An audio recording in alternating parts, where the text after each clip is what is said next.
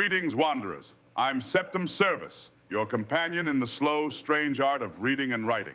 And tonight, I want to tell you about two things that many students rush past: summary and citation. Now wait, before your eyes glaze over, hear me out.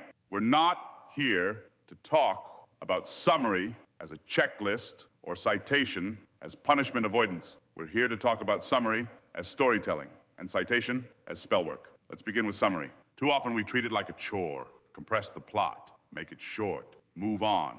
But here's the truth. Summary is storytelling. It's retelling with intention. And just like any story, it needs a purpose and it needs a listener. So ask yourself, who are you talking to?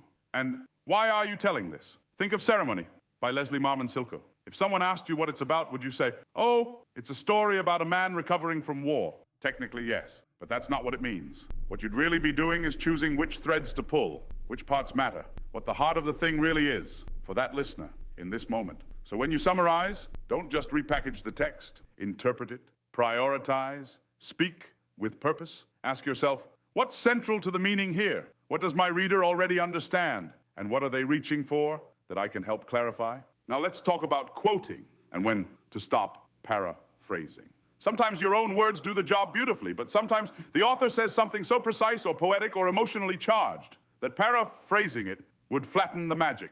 That's when you quote. You quote to highlight something powerful. You quote to give the original voice its due, like in The Man to Send Rain Clouds. You might summarize the priest's confusion. But if you want to emphasize the tension between belief systems, you'll quote this line. He stood there uncertainly. That uncertainty isn't just mood, it's the whole theme. It needs to ring out in the author's voice. And now, citation. MLA-style citation, to be precise. Let's get this out of the way. You don't cite just to avoid plagiarism. You cite because you're entering a conversation. You're naming your sources, like honored guests at the table. Here's how it works. Put quotation marks around the quote. After the quote, in parentheses, list the author's last name and the page number. Then, create a works cited page at the end, your map of where these voices came from. For example, as Silko writes, he cried the relief he felt at finally seeing the pattern to become the story that was still being told. Silko 246. That quote isn't filler,